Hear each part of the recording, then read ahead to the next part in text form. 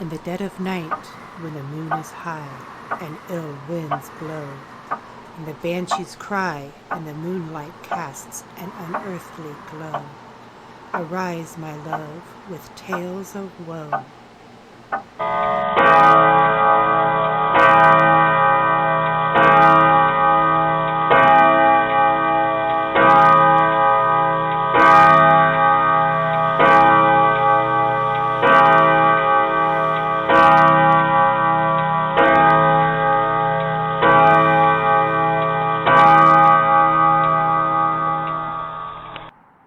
Good evening. It is 12 midnight, the paranormal hour. Welcome to Ghost to Ghost. I'm your host, Chief Lawson. Ghost to Ghost is a podcast to discuss all paranormal and parapsychology subjects. You can find Ghost to Ghost on all major formats, so tell your friends, tell your family. Come listen to Ghost to Ghost. Good evening, ladies and gentlemen. Welcome to Ghost to Ghost. Our topic for tonight, Phantom Racers and Phantom Racetracks. Tonight's guest is Jennifer Verne, our research manager and podcast producer. Good evening. And Heather Lawson, our case manager and podcast director. Hello. And I am Chief Lawson, your host for this evening.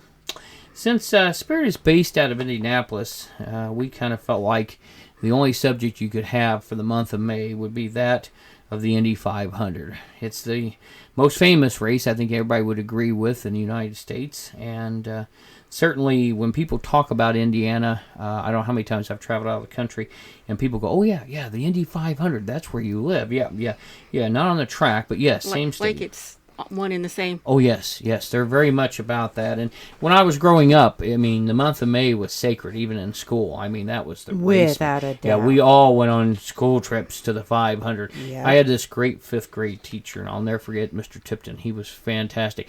And he would engineer, which was nothing we were studying, but he liked the race. So we would engineer that we made two field trips in May. One was on carb day, and all our parents decided, oh, the other one was right before the race on another practice day. And it was always fun because he'd take us out there and he knew every driver or every owner. And he'd stand by the crew entrances and they would come over and go, do you have your students? He'd go, yeah. And they would come out and sign autographs. I've got one from Rutherford. I've got a bunch of them from the day. Nice. It was cool. It was really kind of cool, It really is cool. Yeah. And like you said, having grown up here, you have memories of that. And I remember taking the field trip, and I've got a picture of Danny Angias's pit. Oh, His no name kidding. painted on the wall as we're going by in the van around our little track. Don't know why Danny Angias, he just stuck with me, and that is who I was rating for that year. I remember Rutherford and Mario Andretti were two of the nicest guys. They went way out for kids. They talked to people, and I never forget one child that was in our class. I can't remember what he said, but he told Rutherford, he says, I really like, my dad says A.J. Foyt's the best driver. And he pat him on the back and says, it's okay, son, as you get through higher learning, you'll find out parents make mistakes.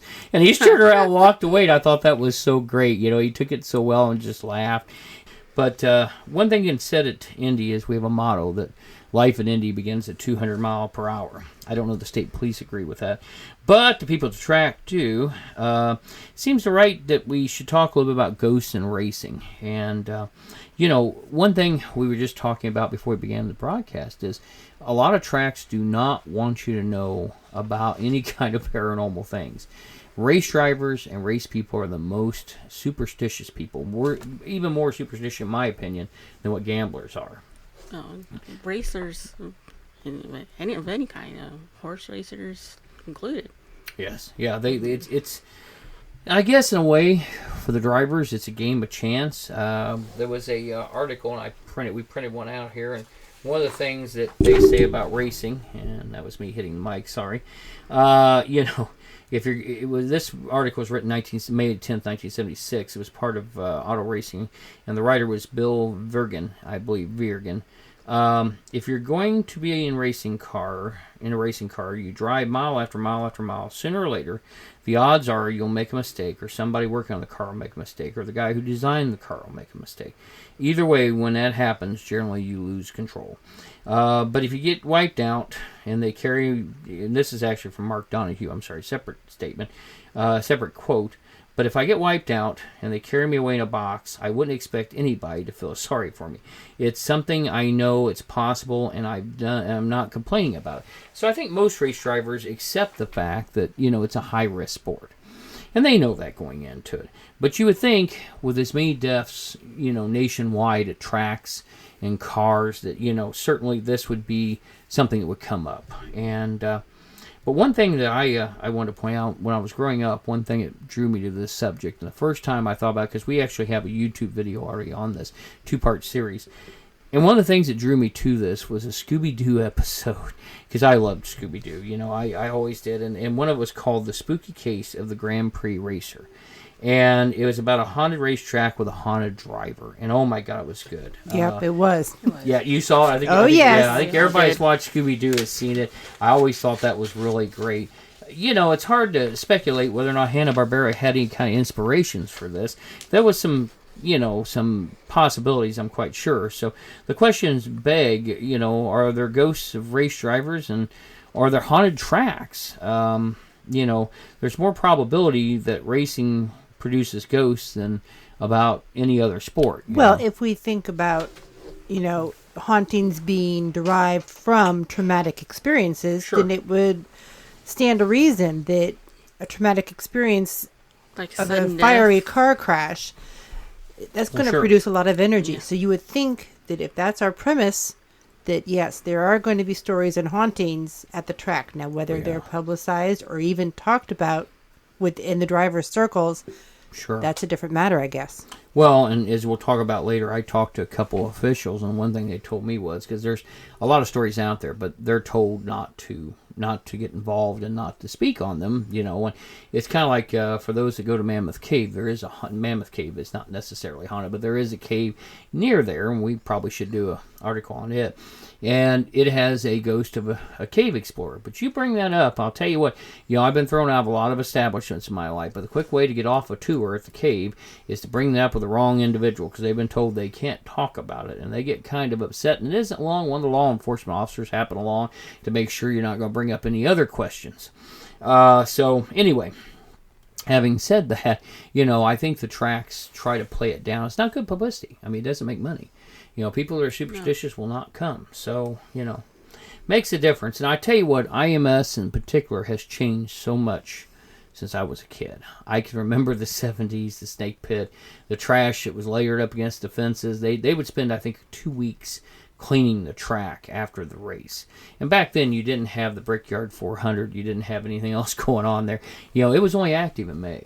But my God, they would spend hours, and it took an army of people to get all the trash out of the track. So it was quite a place. And I think looking back on that, we have to remember where some sports are considered games, racing is not, at least not to the drivers. Every driver knows that when he climbs in that machine, and there's a dangerous side to it, and there's a chance he will not get out of it. So, I was reading an article from the 1976 earlier from Jim Vegan, and one of the quotes on there was from A.J. Foyt. I think that's kind of, again, in his style. It says, on the day of the race, a lot of people want you to sign something just before you get in the car so they can say they got your last autograph. A.J. Foyt. I really think that, that's a lot of the mentality. I mean, as I was saying earlier, I have on the day, and we'll talk about this when we get to it, but I have several pictures of famous crashes at the track. Now, I'm not a big track goer. I ended up working out there for a while, and then I went actually only as a spectator twice. But I mean, it's still, anytime you're out there, you may be there when history's made. You just never know. Correct. It's just the way it is. So, so with that stands to reason a few deaths would result in a ghost or two, you would think. So there's got to be more than just ghosts of drivers. There's probably some non-competitors that are out there as ghosts. For that matter of fact, a lot of people who loved racing. I knew a guy that volunteered every year to be a yellow jacket, and I mean, to the day he died. Those kind of people could possibly return to the track. That's true. Yeah. I mean, they loved it. That's where they loved to be. They lived for the month of May, so, So let's start there, and let's go ahead and look at Talladega Motor Speedway. Talladega has always been cited for having a curse. The Indian burial grounds there. There's an old base, the Anniston AAF, and a crash happened. Still another has it that the Cree Nation drove out another tribe, collaborating with Andrew Jackson and one of their shaman on the cursed land. You know, that's an interesting thing because you kind of wonder, you know, when you look at this, exactly where some of this came from. And when I was researching for the YouTube video, I looked up, and the one of the things was the air base. And yeah, there was a fatal crash there, and it was an Army Air Force base at the time. Matter of fact, they say if you look at the aerial view, you can still see one of the old runways. And for those that can see pictures and are viewing this podcast on YouTube, I'll try to get that up. Or if not, go to the YouTube video, because you can actually see a couple of the runways that are still there, kind of roughed out beyond the racetrack, the track itself. Yeah, it's kind of interesting. I mean, you know, the more I researched, the more interesting it became. So, yeah, and I guess another name for Talladega is Dry Valley. Yes. And I've heard of that. Is that in conjunction with the Native American history that has of racing to do their with horses? Them, yeah, and that they, according to them, and the way I understood it from what I researched from the Creek Nation, was that this was a spring ceremonial ground for them. They raced horses. They did a lot of things at that location, and you know, but they would migrate from it, and they would migrate to other locations. And when they came back, that this whole curse in that story, because like I said, there's 3 different stories to how this curse came about, but it shows that, you know, when they came back, this other nation had taken over, and I don't remember what the nation was. I don't remember if they even said, but they had to drive them out, and one of the shamans, because they felt like they would come back, cursed the land so that, you know, in the future that land would suffer should that tribe return, and they would suffer as a result of the curse. And they claim the curse passed on. Of course, you know, it's like anything else. There's some things, when you get into folklore and legends, can have 5 different meanings, and everybody puts their own little spin on it, you know? Right, like a game of telephone. Yeah, Exactly. The kernel of truth becomes something more. Oh, yeah. And you know, the one thing I remember from an X-Files quote is all lies lead to the truth. And actually, I got that from an Intelligence World quote, and that's actually a true quote. And I mean, I believe that too. You know, with these, the more you study them, they all have fragments, or you say grains of truth to them. You have to pick them out and put them together to get the full, accurate picture. Right. You know But what I mean? I guess also some of the NASCAR drivers there speak of hearing a voice. Yes. Like in 1973, Bobby Isaacs, Uh-huh. he pulled over the pits during the race. Yes. And he got out of his car and he just walked away, and he retired from the sport because he said a voice in his head told him to get out. I remember that being on the news. I remember people thought, my God, this guy's a nut. And, you know, it was kind of funny because, yeah, he just bailed out of the car. He stopped the car, got up, all these pit crews standing there in total amazement, and he walks off and heads for the lounge in the pits. He's done, you know. I'm done. Yeah. So, it had to be a hell of a voice. I mean, Well, yeah, without a doubt. And, convince you to in the middle of a race. oh yeah, and I think the story came from his widow Patty. She related it when they inducted him in the NASCAR Hall of Fame, and you know, she said that what he had told her was that he had said a voice told him that he needed to get out of the car, and so he radioed to Bud Moore, which was his crew chief. He said, "Find somebody to fill in the car. I've got to get out." That was it, and he never answered back. And I think, you know, I've seen several other articles on this, and some of them said, well, he asked him back, he said, what the hell's wrong? What do you mean get out of the car? And he says, I'm coming in the pits, I'm getting out of the car, find somebody to get in it, or I'm not driving it anymore. And he walked off. And so it was a little bit more than what was, you know, was elated by her, but I think the big thing is, you know, there was something said at one time that allegedly he was hearing voices before and he was getting nervous, but no one seems to have any validity to that or has had any proof come up that he had heard these. But certainly, you know, that had to be a hell of a voice to turn around and say, get out of the car, and he got out of the car. yeah, and I guess the guy reporter that was writing this article had talked to some of the other drivers at Talladega, and he spoke with Biffle and asked him if he had heard it, and Biffle said he had heard the stories, but he's never heard the voice, although he wished he would have, because it may have helped him pull out of a groove at one point. I guess maybe he had gotten in a wreck, so he was relaying that maybe if he had heard that voice, he wouldn't have been in that accident himself. But Yeah. Well, and the odd thing, before I want to close that out a little bit. The weird thing with that is after he got out of the car, he decided to go back to racing. And sadly, Isaac died at 45 on August 14, 1977. One day after exiting his late model with 25 laps remaining in the race at Hickory Motor Speedway, which was in North Carolina.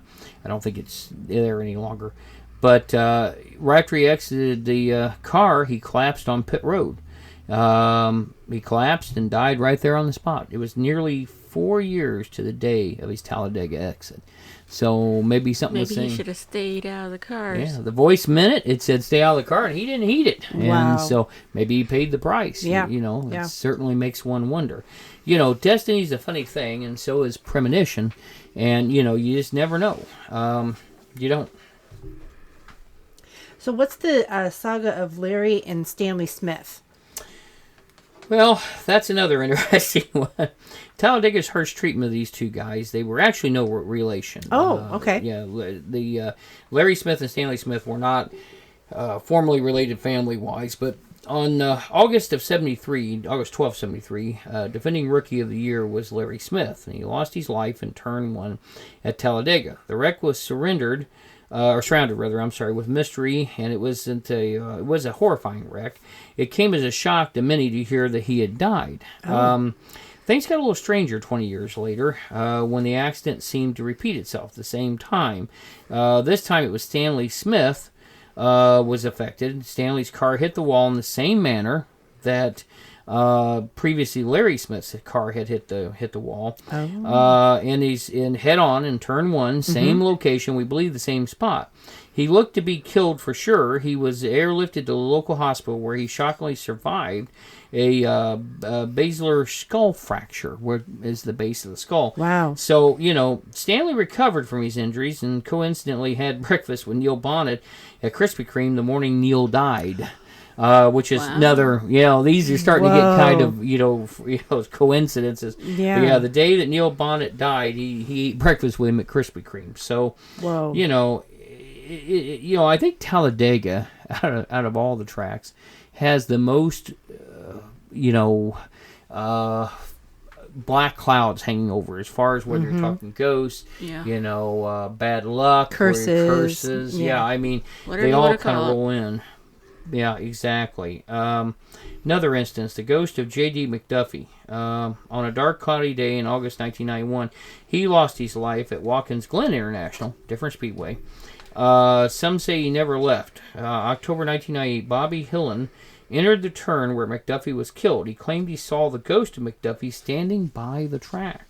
Wow. Now, this is in Watkins Glen, and I honestly, you race fans out there know I don't if that still exists or not. So, but, that has to be a heck of a thing. So there's a good example of a phantom racer standing next to the track. I can almost picture him in the old helmets and standing there and watching as they go by, and right. Now a spectator roundabout. So, New Hampshire, Adam Petty's fatal crash at New Hampshire kicked off a tragic string of 5 deaths in 2000 and 2001. Once Petty's car was towed away from the accident scene, the marks on the wall remained and scars on the track left there by the tragedy. At the spot where Petty's car came to rest, the wall was charred by fire, and the flames left a strange impression on the wall in the appearance of a face. Wow. That's kind of creepy. That's a little creepy. I wonder what whose face. I mean, I know, right? He survived the crash, though. So it says fatal crash. Well, fatal. No, he didn't survive. No, yeah, Adam Petty's was a fatal crash in New Hampshire. So I wonder if that was his face that appeared. I mean, that just makes one wonder all the way around. Well, he was the first of 5 deaths within that year. Yeah, there you go. Well, and kind of putting in the same thing, Dale Jr., he was quoted when saying, "When I wrecked the Corvette in 2004 at Sonoma and it caught fire, somebody pulled me out of the car." Now, this is a great story. I like this one real well because this is very interesting. And he swears to it to this day. He swears to it. Somebody pulled me out of the car, and I thought it was a corner worker because I thought somebody put their hands over my armpits and pulled me out of the car. I didn't get out. I don't have any memory of myself climbing out of the car, and I remember sort of moving, in motion, like going to lean forward and try to climb out of the car, and then somebody grabbed under my armpits, pulled me up over the door bars, and then out of the fire. Wow. And I fell to the ground, and there's a picture of me laying on the ground next to the car. I know that when I got to the hospital, I was like, who pulled me out of the car? I got to say thanks to that person, because it was a hand. It was a physical hand that grabbed me. I felt it, and then there was nobody there. Now, the funny thing was, after this happened, they told him, no, you climbed out of the car on your own. He says, no, I did not. Yeah. And so it was wondered that maybe Dale Sr. was there to help Dale Jr. out of that car. Because Dale Sr. had passed by then. Oh, and really? So it was always rumored that his dad had came back to get him out of that car. And so oh, my goodness. that's who pulled him out. So the one thing that I think with all these is it makes you wonder a little bit. There's always... I think everything that puts us in the paranormal, things that make us research this and get interested in, or make us go join a group or start investigating, has to do with something of this nature. But I've heard him tell this story more than once, and now he kind of says, makes me wonder if it was Dad. And I would say yes. If he were asking me, I'd go with that. Dale Sr. was a hell of a racer, and I think that could well be. Now, the Indianapolis 500 Greatest Spectacle in Motor Racing. IMS. We've been talking about that because that's what's here, and it has its own background. It does. It has had a terrible time in years past, and it's certainly it's brought up enough. I think we're just reading in an article that the total people that were killed at the track. Now, it didn't actually. The first 500 race actually started, and I was looking for the figures I had here. It was prior to, it was like 1909. It was prior to 1909. They had races there, but they weren't actually IMS races. So in 1911 was the first race. 1909 to 1911, the 2 years there, were not sanctioned. But since the track has been open, including those years, 53 of them have, 53 of them have died. Not all of them racers. So, and again, there's a lot of people besides racers that end up, losing their lives in these events. It's not just the racer puts his life on line. If you're working near a pit crew, you're working with highly volatile racing fuel that could explode at any moment. And, you're also working with speeding cars. One slip up, one move the wrong way, and you could jeopardize your life and a lot of others. So I know I worked the track for a long time, and the only two races I actually attended as spectator was 73 and 75. So I picked the best of years. These 2 years were the worst years, I think, of Indianapolis 500 racing. The 73 was called the Holocaust year, and it was. But I was there as a young individual, and then later on I worked EMS at the track. I worked a crash truck, and I worked for 8 ambulance. I was a supervisor there for a while when it was still around. And so we were the contract agency for the track. We go in, red lights and siren, come out, red lights and siren. And I remember I used to be in charge of the all the supply, and the supply truck, which sat outside the snake pit. It provided a great deal of entertainment. We had so many medics on foot in the snake pit, which was not very entertaining to those medics. But they worked all through the night, and it was a mess. But I mean, that was a big contract we had. And one of the stories I heard, it has to do with the Holocaust of 73, and we'll talk about that in a few minutes because there are a few ghosts there. But the ghost in Turn 4, that's what I heard a lot about, and I talked to different people. A lot of people heard about it, and nobody had actually seen it. From the workers I talked to, they'd all knew a worker that had seen it, but they had not. It was a bad year in 73. The skies threatened rain continually. The race was delayed actually off a day. The 33 drivers took the green flag on the 57th Indianapolis 500 Memorial Day, Monday. It took 3 days to finish the race. The Sunday was rained out, so they moved it to Monday. My dad had gotten tickets. I don't remember. Somebody gave him tickets because they couldn't go on Monday. So we actually, it was I and my father that got to go. And anytime you get out there and you've got wet tracks and raw speed, you're going to get a lot of danger. And one driver paid the ultimate price. During the same qualifying session, Art Poland hit the outside wall, sending his car out of control. The wreckage of the car caught fire when it came to rest, killing the 46-year-old driver. His would not be the first fatality in Annapolis that month. Almost the second that the pole sitter Rutherford crossed the start-finish line, disaster struck. A multi-car collision sent Salt Walter's car flying into the outside catch fence, where it virtually disintegrated. 13 spectators suffered injuries from burning methane fuel that sprayed from Walter's car into the grandstands.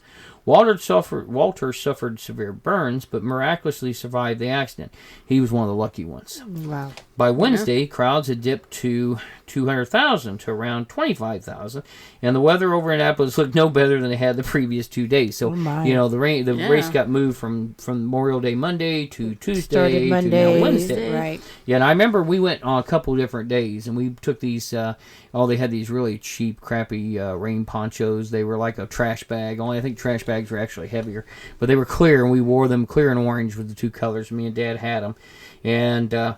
But anyway, by Wednesday, crowds dipped from 200,000 to around 25,000. The weather over Annapolis looked no better than it did the previous 2 days. It was as if the racing gods had sent a warning after warning telling everyone to call off the race. Still, the 500 finally went green on Wednesday morning. Sweet Savage then in second place. Okay. On the 59th lap, Sweet Savage lost control as he exited turn 4 at nearly top speed. It hit the angled inside wall nearly head-on. The force of the impact with the car carrying a full load of fuel caused it to explode in a plume of flame. The engine transaxle tumbled end over end to the pit lane entrance where Savage, still strapped in his seat, was thrown back across the track. Savage came to rest adjacent to the outer retaining wall in turn 4, fully conscious and completely exposed, while he lay in a pool of flaming methane fuel. Savage was taken to the hospital, and I believe it was actually the track hospital, and he was flown out of there with critical injuries at the time.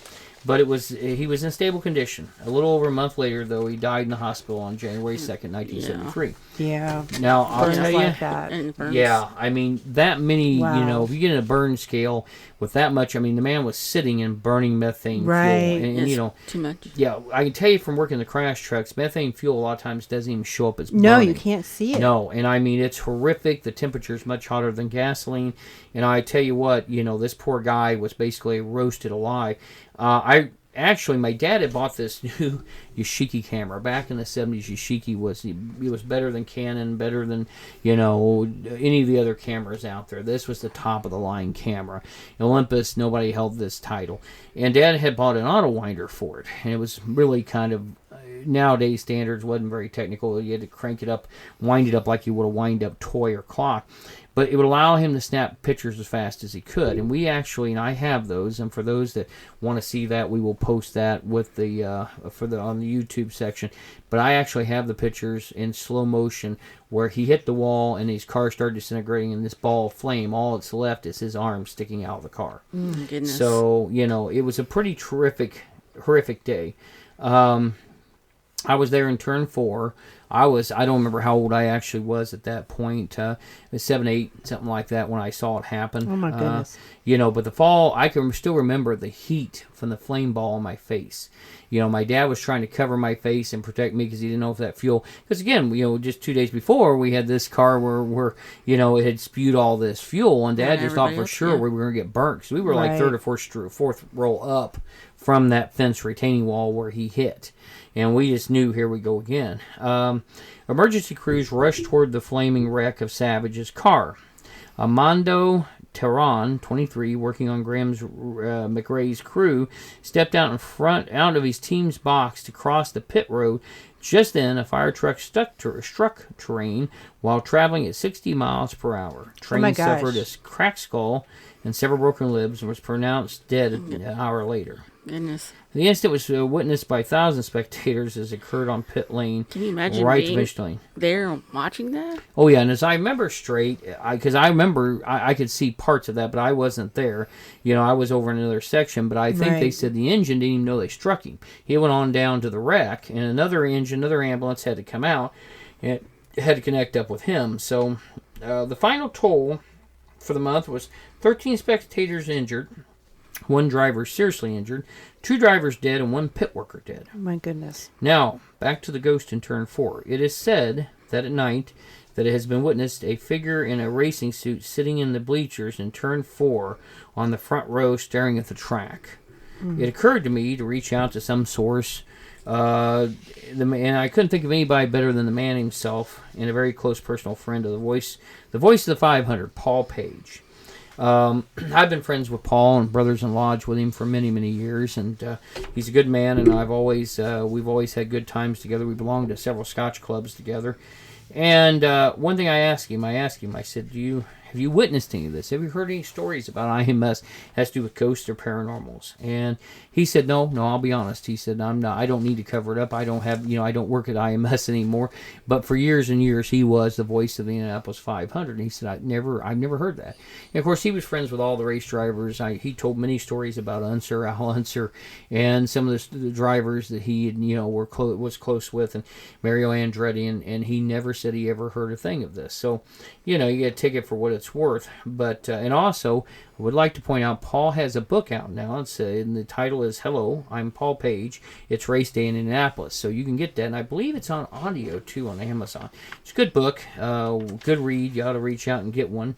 Honestly, I think it's when you look back at all tracks, like we were talking about earlier, I'm sure there's a point where they don't want to scare off the drivers, the pit crews, the spectators. So especially the spectators. They're going to keep it quiet. And the people, you got to think, if we're looking at a ghost in turn 4 at night, who's there at night?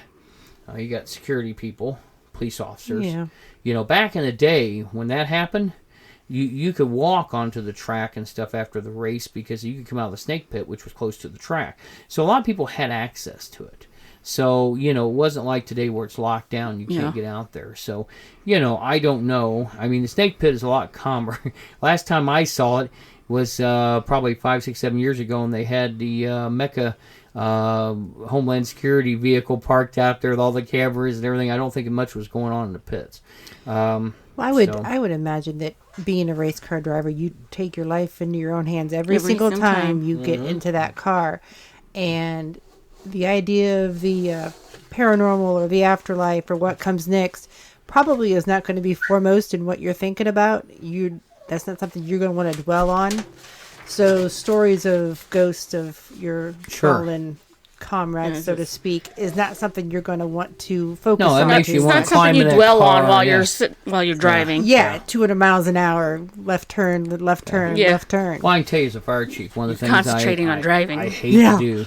And a lot of firemen are this way. We hate going to funerals because it reminds us how mortal we are. Correct. And you don't run into a burning building or climb into a car to cut somebody out or get into a collapsed area knowing that you don't want that as part. If you do, you'll never go in.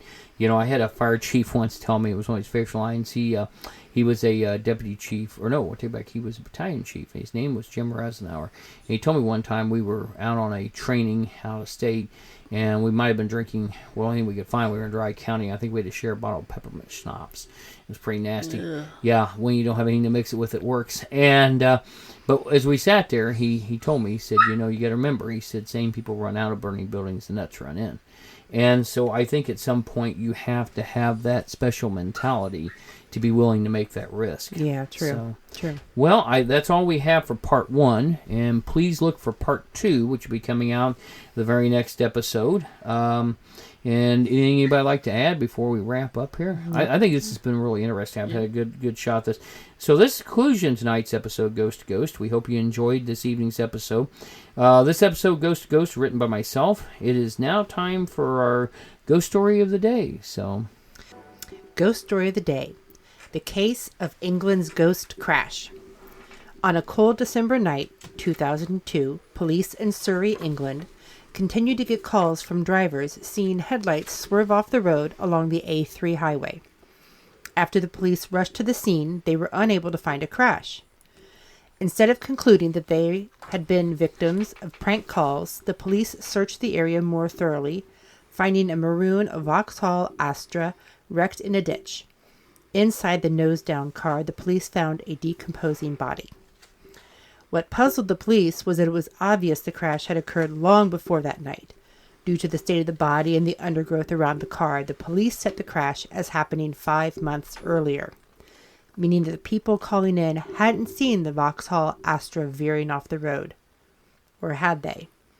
The legend goes that the ghost of the motorist found the car was trying to call attention to the crash, and he used the ghostly headlights to get the attention of motorists and draw them to his corpse.